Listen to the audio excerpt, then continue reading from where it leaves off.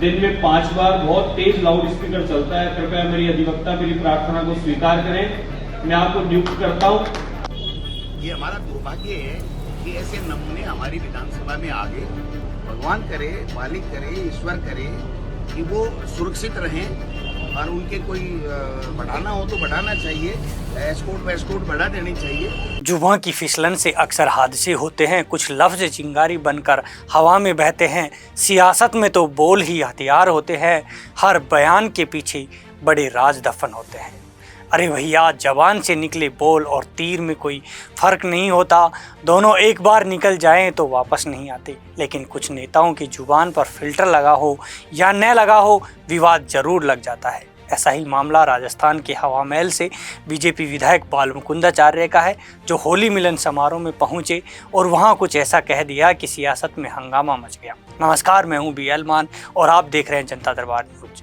आज हम बात करेंगे राजस्थान की राजनीति में उठे नए विवाद की, जहां लाउड स्पीकर और नमाज को लेकर भाजपा विधायक बाल मुकुंदाचार्य के बिगड़े बोल चर्चा का विषय बने हुए हैं। विवादित बयान, विपक्ष का हमला और सरकार की सफाई, सब कुछ बताएंगे आपको तफसील से। तो सबसे पहले सुनते हैं हवा महल विधायक का वो बयान जिससे बवाल मच गया। श्री राम, जय श्री राम। अधिवक्ताओं से मैं मेरी ओर से केस दे जाता हूँ। एक शिकायत है जो आप लोगों के द्वारा ही दूर होगी। हम सब के बहुत से लोगों के माइग्रेन की प्रॉब्लम है, सर दर्द होता है। दिन में 5 बार बहुत तेज लाउड स्पीकर चलता है। कृपया मेरी अधिवक्ता मेरी प्रार्थना को स्वीकार करें। मैं आपको नियुक्त करता हूं और आप मेरे वकील बनकर इस समस्या से निजात दिलाएं। 5 टाइम की भारी समस्या सर दर्द कर रही है। इस समस्या को निजात कराने के लिए मेरा सहयोग करें, ताकि ये 5 टाइम सर में जो दर्द हो रहा है इसको थोड़ा ठीक कर पाए। धन्यवाद। श्री राम। तो सुना आपने, विधायक जी को 5 टाइम लाउड स्पीकर से सिर दर्द हो रहा है। अब नेताजी का ये दर्द किसी दवाई से नहीं बल्कि कानूनी लड़ाई से मिटेगा। विधायक जी ने कहा कि सिर्फ मस्जिद ही नहीं, घरों पर भी लाउड स्पीकर लगाकर तेज आवाज़ में अजान की जाती है।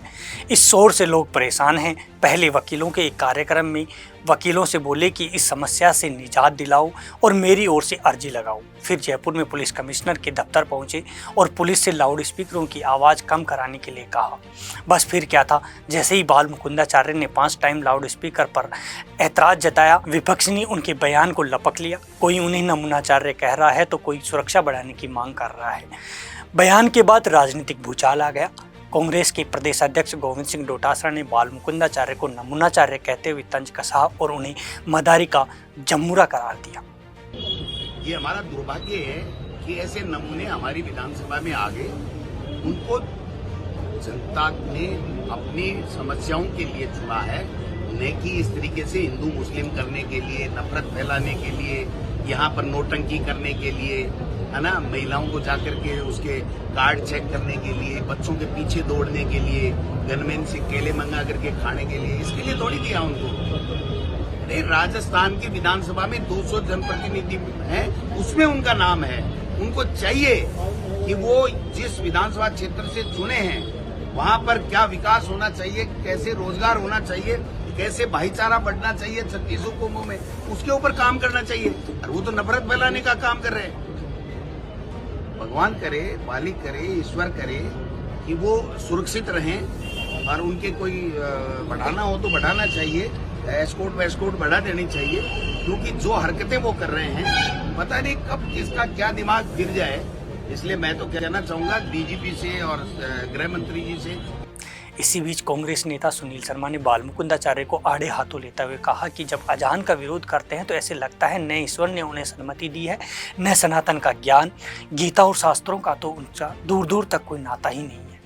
अज्ञान के चलते अब वो भगवा का भी अपमान कर रहे हैं। एक विवादास्पद विधायक जो हर बार विवादास्पद बातें करके विवाद में बने रहना चाहते हैं, शायद वो विधायक भी कुछ विवादों के घेरों के चलते ही बने।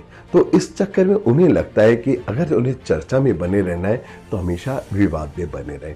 और आज तो उन्होंने बिल्कुल हद ही कर दी। भाजपा के सभी वरिष्ठ नेताओं के सामने वो अजान के कारण अपने सरदर्द की बात करने लग गए।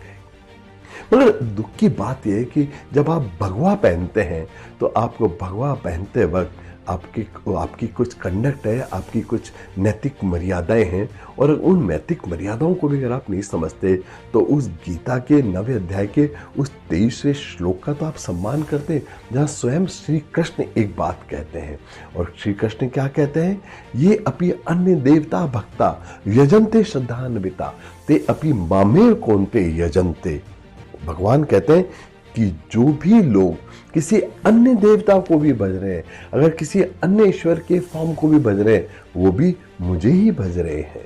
दूसरी तरफ राजस्थान के डिप्टी सीएम प्रेमचंद बैरवा ने सरकार का पक्ष रखते हुए कहा कि राज्य की भजनलाल सरकार बिना भेदभाव की सभी विधानसभा क्षेत्रों में काम कर रही है। सभी धर्मों की धार्मिक परंपराओं को कानून के दायरे में रहकर ही निभाना चाहिए। वो कुछ भी बोले, लेकिन हम लोग इस तरह से अभद्र भाषा का प्रयोग हम करते नहीं है। बिल्कुल संस्कार और संस्कृति से रहने वाले लोग। वहीं सरकार के कानून मंत्री जोगाराम पटेल ने भी मामले पर सफाई देते हुए कहा कि सरकार इस मुद्दे पर सख्त कदम उठाएगी ताकि किसी की नींद या जीवन में बाधा न पहुंचे। मैं उसका प्रत्यक्ष साक्षी तो नहीं हूँ, आपने जैसा समाचार दिया है।